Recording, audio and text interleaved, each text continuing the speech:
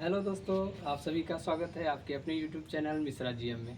तो आइए, हम कल का एक टॉपिक पढ़ाए हुए थे जो हमारा इंट्रोडक्शन था, सेल का इंट्रोडक्शन। तो आइए हम उसी सेल यानी कि कोशिका के बारे में कुछ और बातें हैं जो हम उसको सीखेंगे और समझेंगे। तो आइए आज सेल के बारे में हम क्या देखेंगे कि सेल जो थे तो उनका जनरल इंट्रोडक्शन हमने देखा है। तो सेल के कुछ टाइप हैं, टाइप ऑफ सेल होते हैं, तो उनको हम देखेंगे। तो हमारा जो सेल होता है इसको हम दो भागों में बांटेंगे। किस बेस पे हम दो भागों में बांटेंगे इसको हम देखेंगे। संगठन के आधार पे पहला क्या है, पहला होता है संगठन के आधार पे। ठीक, पहला हम संगठन के आधार पे बांटेंगे सेल को।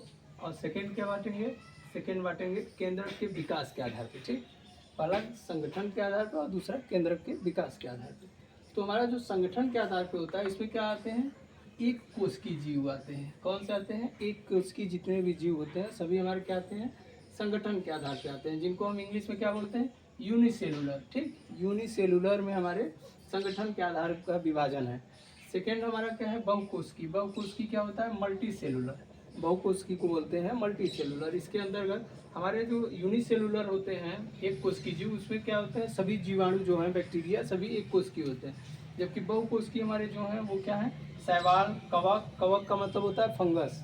तो शैवाल, कवक, पादप और जंतु। जंतु में मानव और जानवर दोनों होंगे। ठीक है, तो बहुकोशिकीय में आएंगे। सेकेंड हम देखेंगे केंद्रक के विकास के आधार पे। तो केंद्रक के विकास के आधार पे हमने क्या किया है, सेल के प्रकार को देखेंगे। तो सेल का हमारा जो प्रकार है वो केंद्रक के विकास के आधार पर दो भागों में बांटा गया है। तो हमारा पहला भाग है प्रोकैरियोटिक सेल और सेकेंड भाग है क्या, यूकैरियोटिक। ठीक, पहला है प्रोकैरियोटिक सेल, सेकेंड है यूकैरियोटिक सेल। तो हम इसको थोड़ा सा देखेंगे यहाँ पे चार्ट के माध्यम से कि क्या डिफरेंस है यूकैरियोटिक एंड प्रोकैरियोटिक में। तो प्रोकैरियोटिक सेल को हम पहले देखेंगे, आफ्टर दैट हम क्या देखेंगे, यूकैरियोटिक सेल। तो प्रोकैरियोटिक सेल है, तो प्रोकैरियोटिक सेल क्या है, प्रो और कैरियोटिक इन दो शब्दों से मिलकर बना है। इन शब्दों से, प्रो शब्द और कैरियोटिक। तो प्रो से हमारा क्या हुआ, प्रो से हुआ प्रिमिटिव। प्रो से क्या हुआ, प्रिमिटिव।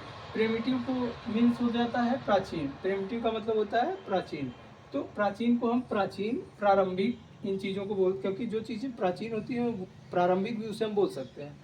तो प्रो से हो गया प्रोमिटिव यानी कि प्राचीन और प्रारंभिक, ये क्या होती हैं। और कैरियोटिक का मतलब हो गया न्यूक्लियस, मतलब केंद्रक हो गया। ठीक, और हमारा ये जो प्रो है प्राचीन, प्राचीन का मतलब हो गया जो चीज़ें पहले हैं तो उनमें उनका स्टार्टिंग जो रहा होगा वो क्या है, पूर्ण विकसित नहीं रही होंगी।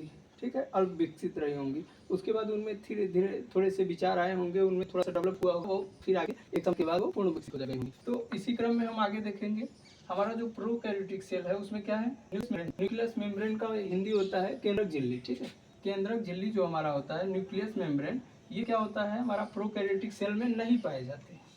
प्रोकैरियोटिक सेल में न्यूक्लियस मेम्ब्रेन नहीं पाए जाते। आफ्टर दैट हम देखेंगे सेल ऑर्गन अब्सेंट होते हैं।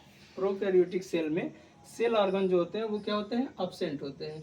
सेल ऑर्गन अब्सेंट होते हैं मतलब कोशिकांग। सेल ऑर्गन का मतलब हो गया कोशिकांग जो होते हैं वो अब्सेंट होते हैं।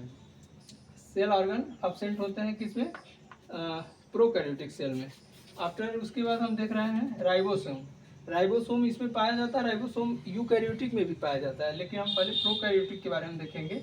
इसमें जो राइबोसोम पाया जाता है वो क्या है, 70S का होता है। 70S का राइबोसोम प्रोकैरियोटिक में पाया जाता है। अभी हम प्रोकैरियोटिक के बारे में लास्ट में बताएंगे कि ये राइबोसोम जो 70 सॉरी ये 70 उसमें 80S का होता है। तो ये एस क्या है बताएं, 70S। तो ये प्रोकैरियोटिक में हो गया राइबोसोम 70S का इसमें पाया जाता है। और श्वसन की प्रक्रिया जो होती है प्रोकैरियोटिक सेल में वो क्या होती है, किससे, मीसोसोम से। किससे होती है, मीसोसोम से संपन्न होती है। तो जो श्वसन की प्रक्रिया होती है हमारा प्रोकैरियोटिक सेल में वो मीसोसोम के माध्यम से संपन्न होती है। और आनुवंशिक पदार्थ जो क्या होता है, जेनेटिक मटेरियल। आनुवंशिक पदार्थ में प्रोकैरियोटिक सेल में आनुवंशिक पदार्थ जो होता है वो जेनेटिक मटेरियल। तो जेनेटिक मटेरियल क्या होता है, प्रोकैरियोटिक में डीएनए होता है और यूकैरियोटिक में भी डीएनए ही होता है, लेकिन इसमें थोड़े से अंतर होते हैं। जो हमारा प्रोकैरियोटिक में होता है वो डीएनए क्या होता है, सिंगल हेलिक्स होता है, मतलब एकल कुंडलित होता है। ठीक है, एकल कुंडलित। तो एकल कुंडलित को हम देखेंगे, इसका सपोज कीजिए इस तरीके से। ठीक, ये एकल कुंडलित होता है।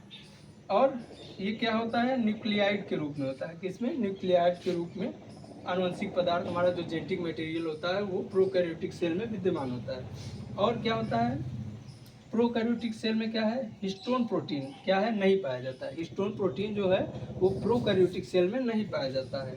हिस्टोन प्रोटीन, अब पूछेंगे कि हिस्टोन प्रोटीन क्या है, तो आइए हम देखेंगे प्रोकैरियोटिक सेल में हिस्टोन प्रोटीन के बारे में थोड़ा सा हम समझेंगे। जो ये हिस्टोन प्रोटीन है आपका, ये रहा हिस्टोन प्रोटीन, ठीक। और ये आपका क्या रहा, ये रहा जेनेटिक मटेरियल जो है डीएनए। हिस्टोन प्रोटीन और डीएनए का जो मेल होता है, इससे हमारा क्या बनता है, इसी से हमारा क्रोमोसोम बनता है, गुणसूत्र।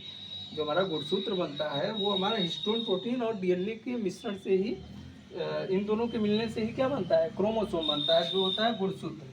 और इसके उदाहरण में हम देख सकते हैं प्रोकैरियोटिक का जो सेल होता है उसका उदाहरण क्या है, जीवाणु, ठीक। तो ये रहा हमारा प्रोकैरियोटिक सेल। अब हम थोड़ा सा देखेंगे यूकैरियोटिक सेल के बारे में, ठीक है।